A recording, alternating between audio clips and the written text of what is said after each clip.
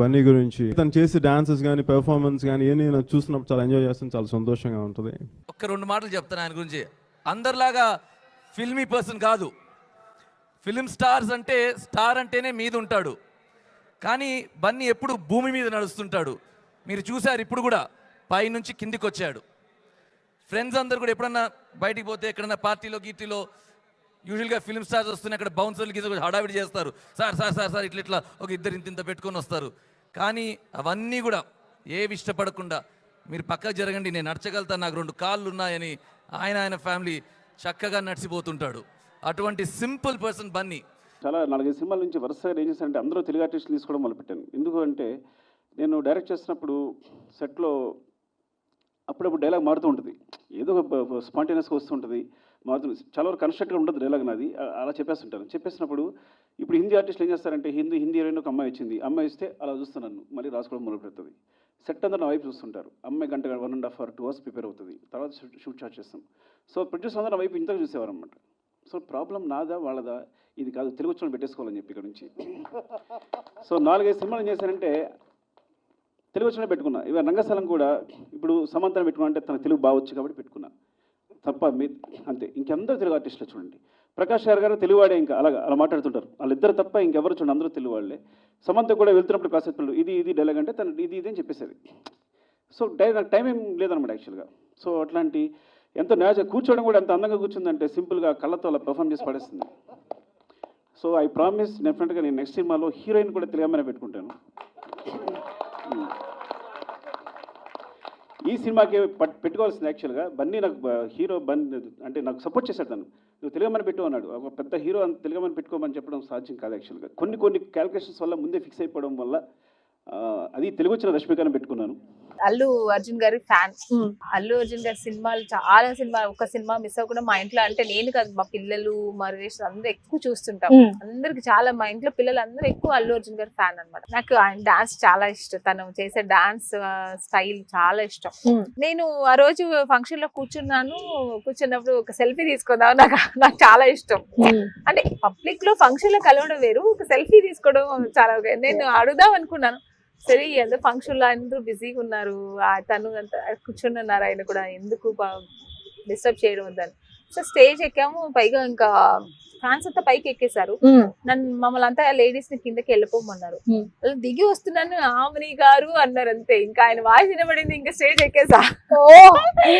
దగ్గరికి తీసుకున్నారు కదా, అసలు హెల్ప్ చేసుకుని వెరీ ఎగ్జైట్.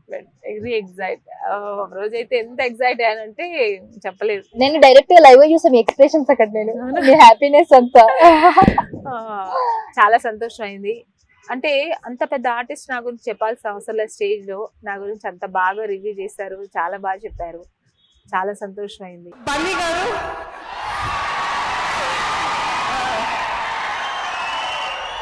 మనం చేయాలి సార్ సినిమా తొందరగా. చాలా కష్టం మీద ఈ పాట కోసం ప్రెస్తో మాట్లాడినప్పుడు అందరూ ఫస్ట్ క్వశ్చన్ పాట గురించి చెప్పండి, పుష్పలో మీ క్యారెక్టర్ ఏంటి అని అడిగారు. వింటున్నారా సిక్కు సార్ మీరు?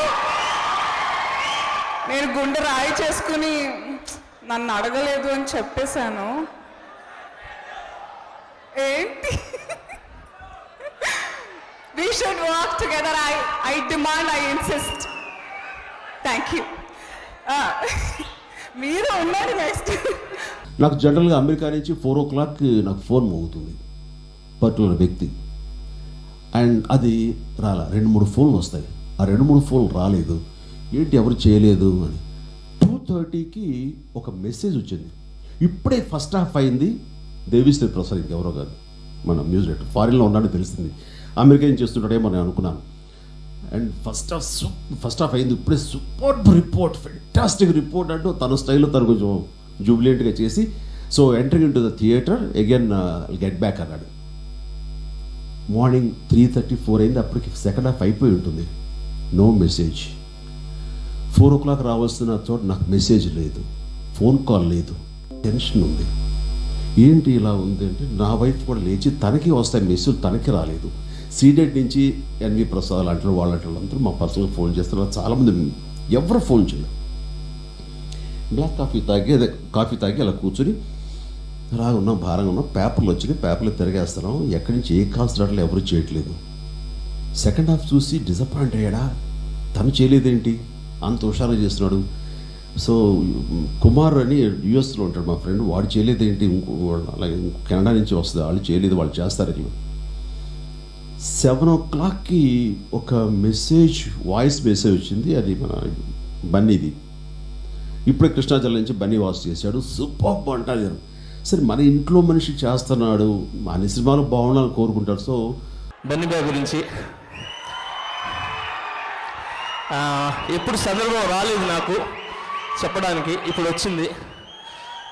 Bunny boy thank you so much. Buttabomma లాంటి సాంగ్ నాకు ఇచ్చి నా వెనకాల ఒక పిల్లర్, ఒక గజస్తంభంలాగా నిలబడి ఎక్కడ తప్పు పోనీయకుండా ఆ సాంగ్ కొరియోగ్రాఫ్ చేయించినందుకు, అండ్ మీరు చాలా ప్యాషనిక్గా మీ యొక్క కష్టాన్ని, ఇష్టాన్ని ఆ సాంగ్లో పెట్టి నన్ను ఇంత పెద్ద కొరియోగ్రాఫర్ని చేసినందుకు థ్యాంక్ యూ సో మచ్.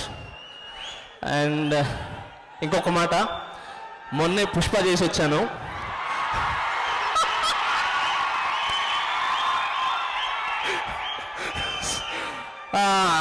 ఒకటి చెప్తున్నాను, బన్నీ బాయ్ని వరల్డ్ మొత్తం చూస్తుంది పుష్పతో. ఏమి పర్ఫార్మెన్స్, ఏమి యాక్టింగ్, ఏమి స్లాగ్ తెలుసా, బాగా ఫ్యాన్ అయిపోయినా మీకు. Telugu cinema industry lovers, Telugu cine lovers, Bunny గారికి ఒక చిన్న లవ్ లెటర్. ప్రియాతి ప్రియమైన బన్నీ గారికి 3 చుక్కలు.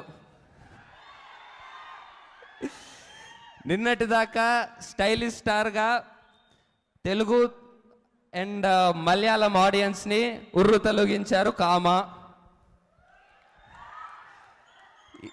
ఈరోజు పుష్పతో ఇండియా వైడ్ ప్రతి ఒక్కరిని షేక్ ఆడించబోతున్నారు, ఫుల్ స్టాప్.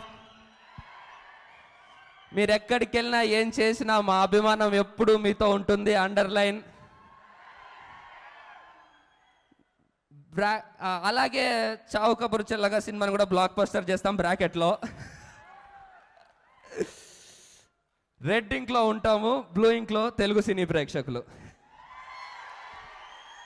ఈ ప్రీ రిలీజ్ ఈవెంట్కి మీరు అల్లు అర్జున్ ఫ్యాన్ అని విన్నాం, సో అతను వచ్చారు.